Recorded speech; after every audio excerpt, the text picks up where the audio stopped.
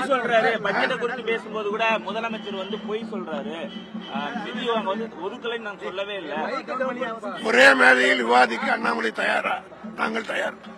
இப்ப அதிமுக ஆர்ப்பாட்டத்தை அறிவிச்சிருக்காங்க. தமிழகத்துல வந்து பெண்களுக்கு குழந்தைகளுக்கு நிறைய பாலியல் தொல்லை ஏற்படுதுன்னு சொல்லி அறிவிச்சிருக்காங்க. அதிமுக பற்றி கேட்காதீங்க, பாவம் அவங்களே ஒரு நெருக்கடியில் இருக்காங்க.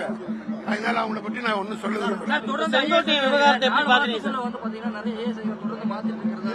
நிர்வாகத்தினுடைய நலன் கருதி பல மாற்றங்களை செய்வார்கள். அது மக்கள் நலனுக்காக. செங்கோட்டை அதிமுக பேசிட்டு இருக்காரு, அதை எப்படி பாக்குறீங்க சார்? நான் சொல்லிட்டு அதிமுக இருக்கிற யாரை பற்றியும் நாங்கள் விமர்சிக்க விரும்பவில்லை. நாங்க we are going steady. We are not bothered about any others. தேர்தல் விகு மோடி 10 வருஷம் முன்னாடி கொண்டு வந்தாரு. அதை பார்த்து காப்பீடு மக்கள் மறந்தகம். பிரதமர் மோடி கொண்டு வந்த திட்டத்தை வந்து இப்ப காப்பி அடிக்கிறாங்க. இவர் ஸ்டிக்கர் ஒட்டுற முதல்வர்ன்றத வந்து மறுபடியும் நிரூபணம் பண்றாங்க. ஸ்டிக்கர் ஒட்டுறது யார் என்பது உங்களுக்கே தெரியும். ஸ்டிக்கர் யார் ஓட்டுறா? அவர் அமைச்ச எந்த திட்டமாவது நிறைவேறிக்கிறதா? வீடு திட்டம்னு சொன்னார், 1 லட்சம் கொடுத்தாரு, 12 லட்சம் அரசாங்கம். நாங்க அதை பற்றி டீட்டெயிலா சொல்லணும்னா தனி பிரஸ் கான்ஃபரன்ஸ்.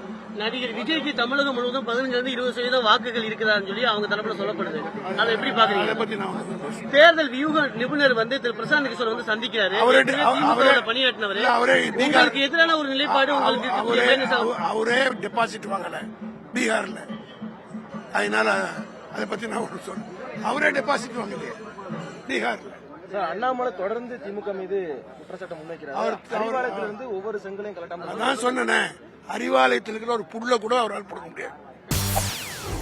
செய்திகளை உடனுக்குடன் தெரிந்து கொள்ள உடனே சப்ஸ்கிரைப் பண்ணுங்க.